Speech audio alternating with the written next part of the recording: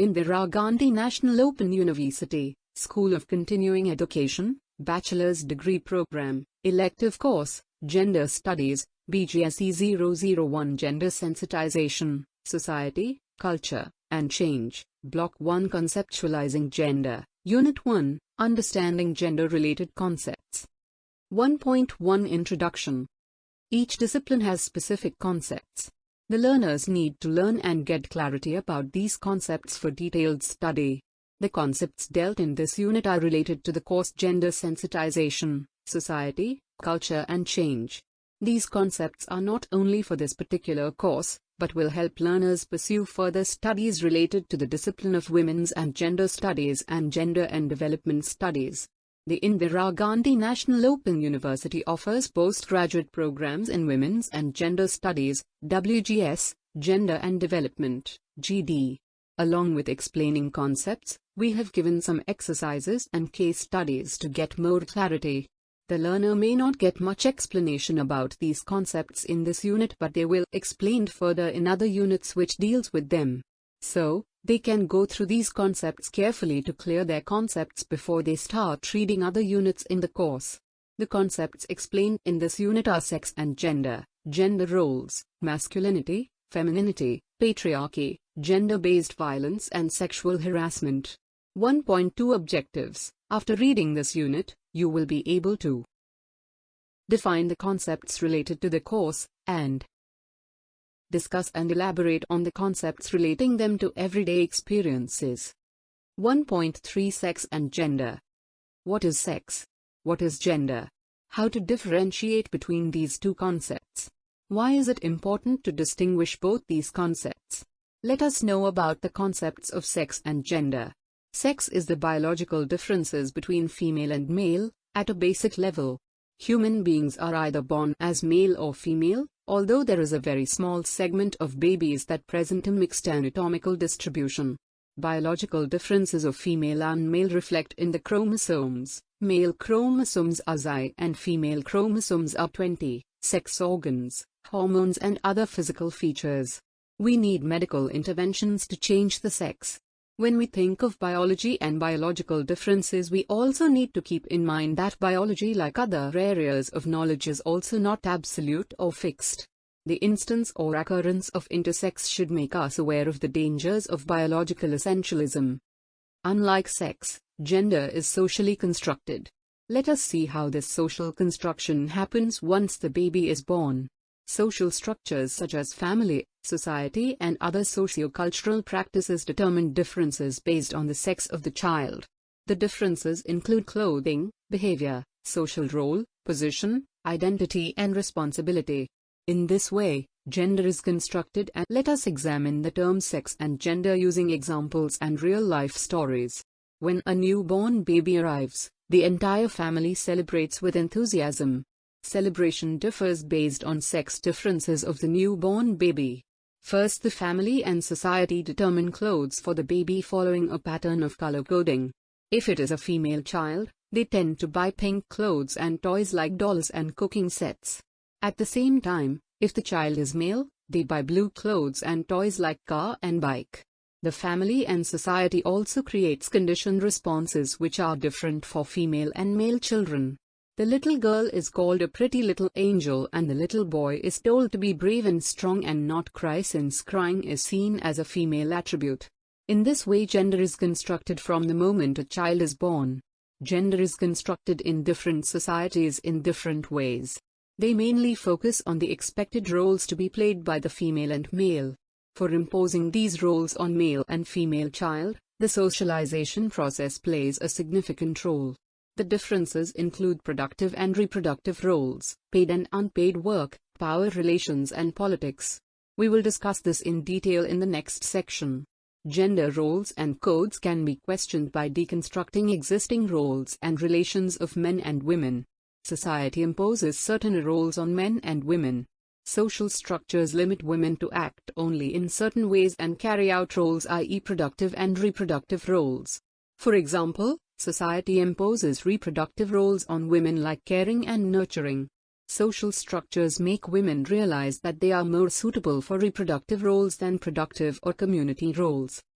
Women struggle at multiple levels to convince family and other social structures to pursue their passion.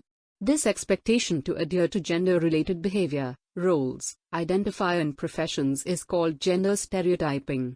Let us now read some common stereotypes related to gender. Table 1.1 Common gender stereotypes. Female, male, dependent, independent, weak, powerful, incompetent, competent, less important, more important, emotional, logical, implementers, decision makers, housekeepers, breadwinners, supporters, leaders, fearful, brave, peacemakers, aggressive, cautious, adventurous, soft-spoken, outspoken. The above-mentioned gender stereotypes can be reversed, and its suitability to all human beings, men and women, depends upon their personality. You will read about it in detail in section 1.9 of this unit. Activity 1. To understand sex and gender in a more clear way, visit few expectant mothers. Please ask them whether they want to have girl child. 1. Takes care of household work and other siblings. Boy child support family economically. 2. Girl child involved in reproductive works like caring and nurturing of elders. Boy child, less expenses for the marriage. 3. Girl child, she is goddess of wealth and light of the family. Boy child performs last rites for the parents. 4. Girl child, entire family can restrict her mobility. Decisions can be taken by the family on behalf of her.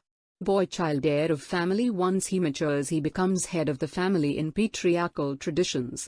Activity to answer the following statements that describe attributes related to sex/gender in yes/no. 1. Women are soft and men are tough. 2. Women can conceive and men cannot. 3. Women breastfeed their babies, men feed milk in bottles. 4. Childbearing is responsibility of mothers. 5. Men take decisions. 6. Men have mustaches and beards and women do not. 7. Women can earn only 70% of what men earn. 8. Women give birth and men don't.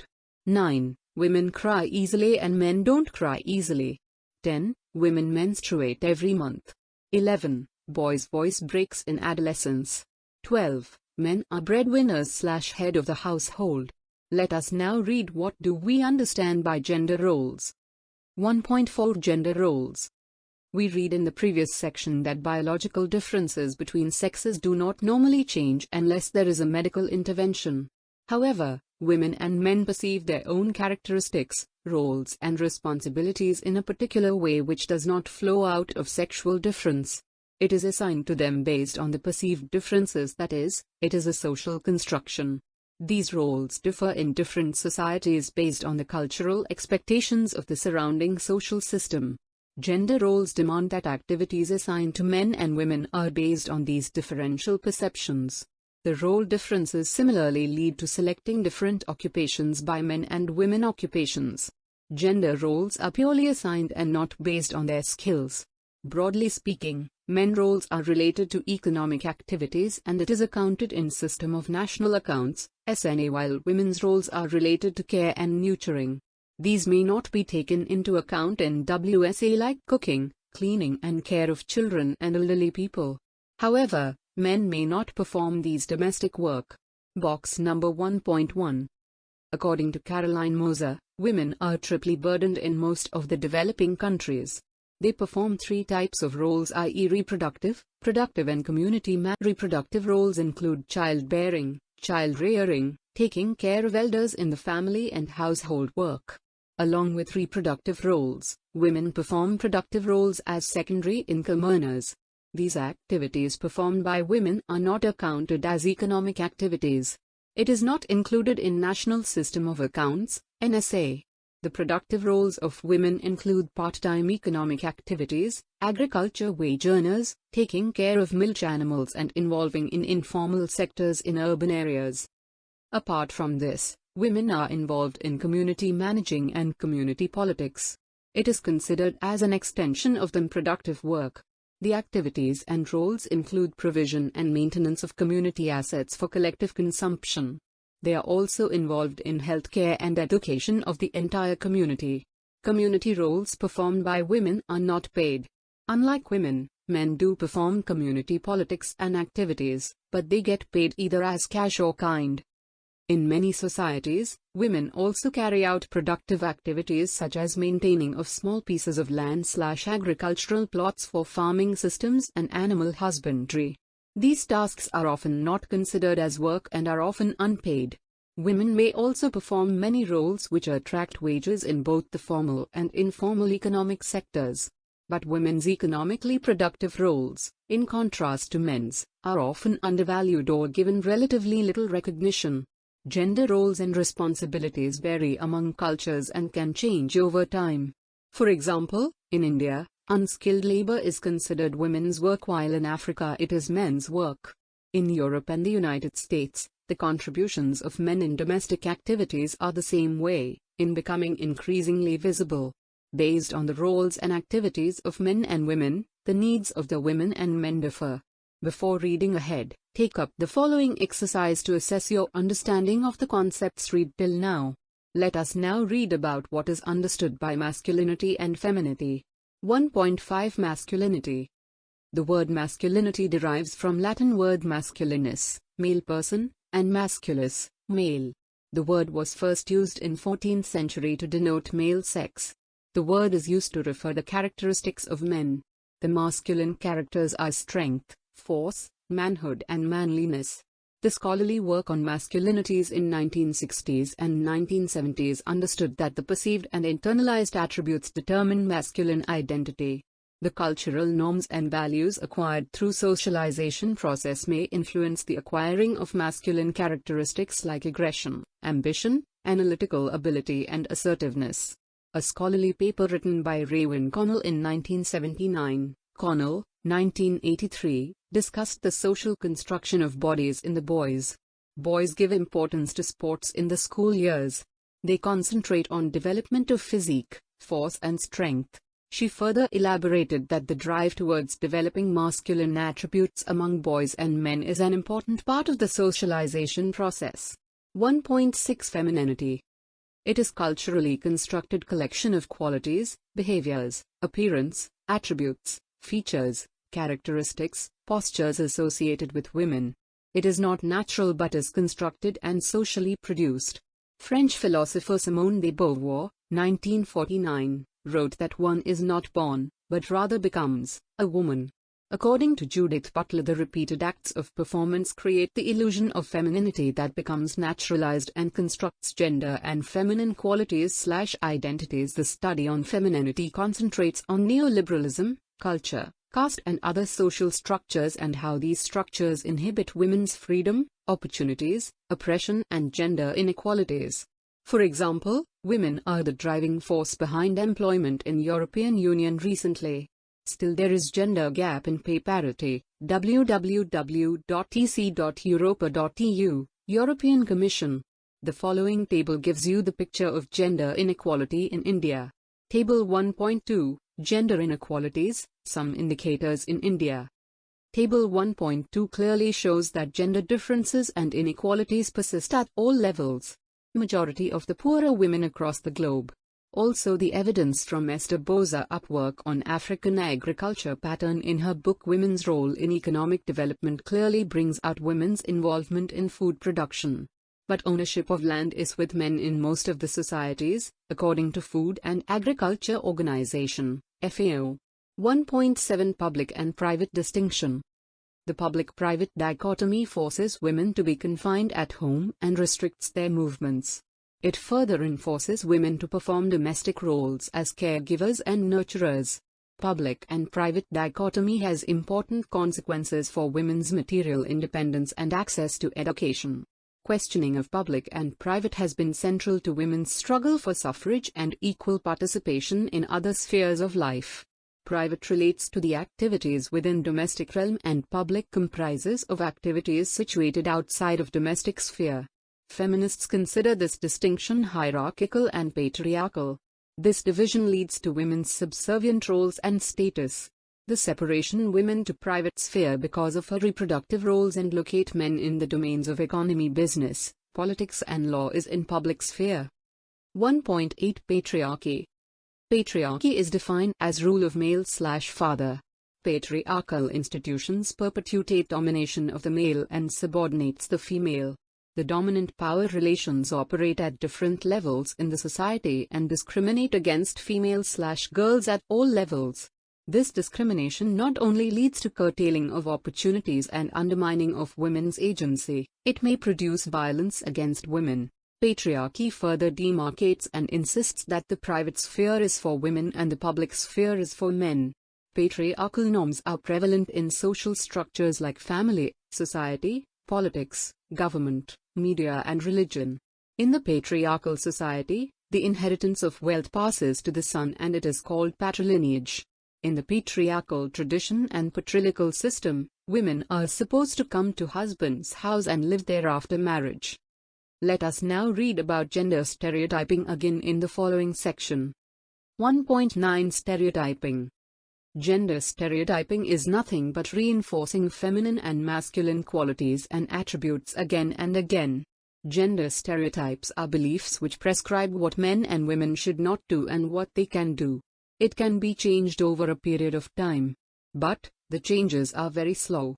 We can see few examples of gender stereotypes. Women are supposed to be caring and nurturing, kind, warm and they should be interested in children.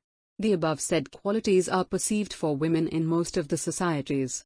The qualities like intelligence are valued in both men and women. In the South Asian societies, women should be presentable and dress properly and they must be proficient in household chores. With regard to profession, girls in Asian societies are encouraged to take up traditional professions like teaching or medicine predominantly, which are related to reproductive roles, i.e. caring and nurturing. Due to gender stereotypes, the process of role reversals for men and women is slow and there are conflicts in the performance at different levels. Media, especially print and visual media also, television and cinema, contribute to gender stereotyping. Most of the commercial cinemas and television serials portray men with masculine qualities. Women are mostly shown as dependent and they perform feminine roles in popular cinema and television. Take the following exercise to assess your learning of best few section. In the following sections you will read about few more concepts that would help you to understand in a broader perspective. 1.10 Feminism. Feminism is a movement.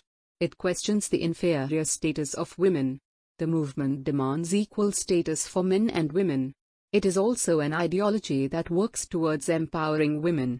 It is a collective conscious.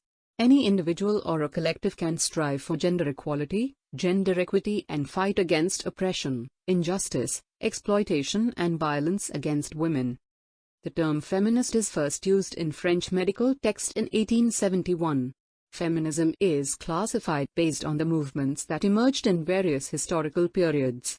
The period for first-wave feminism was late 19th and early 20th century. During that period, they fought for women's suffrage. The second-wave feminist activities were in 1960s and 1970s. They concentrated on women's equal rights in family, at the workplace and on sexuality. In the beginning of 1990s, the third-wave feminism started and it is still continuing. 1.11 Gender-based violence. Gender-based violence, GBV, is the differential experience of violence according to one's own sex, race, class, religion, sexuality, ability and other situating factors. The battered women movement of the 1970s, which came up as part of the second wave of feminism, contributed much for the emergence of the concept GBV. The United Nations, UN, Decade for Women and Feminists were instrumental in addressing the GBV issues. The 4 international women's conferences recognized violence in private and public sphere and gave a broader policy outlook. This makes the national governments to bring necessary policies to address GBV. 1.12 Sexual harassment. It is gender-based sexual violence at workplace. Intimidating others through unwelcome sexual advances and creating hostile environment in the workplace are also sexual harassment. This includes showing sexually colored objects, touching, teasing, demand for sexual favor, showing pornography and any other unwelcome physical, verbal or non-verbal conduct of sexual nature. Sexual harassment affects victims badly. A study conducted among 500 respondents and found that more than half had experienced sexual harassment at workplace in Singapore, Aware, 2008. Unit 16 of this course will elaborately deal with the issue of sexual harassment at workplace. 1.13 Empowerment. Nayyar Kabir defines empowerment as the expansion in people's ability to make strategic life choices in a context where this ability was previously denied to them.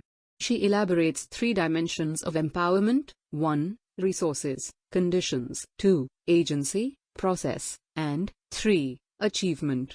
In the process of empowerment, both women and men take control over their lives. They set their own agendas. They gain skills. They build self-confidence. They solve their problems and developing self-reliance. 1.14 Summing up. In this unit you read some important concepts related to the understanding of gender. After reading these concepts you would be able to understand the implications of gender in your day-to-day life. This understanding will also help you to learn about gender privileges of those who are powerful in our society and how vulnerable and marginalized sections of society are deprived of their rights. 1.15 Keywords. Socialization. It is a process of transforming a biological being into a social being. An infant is a biological entity at the time of birth. In the process of socialization, the biological entity acquires gender traits of becoming a boy or girl.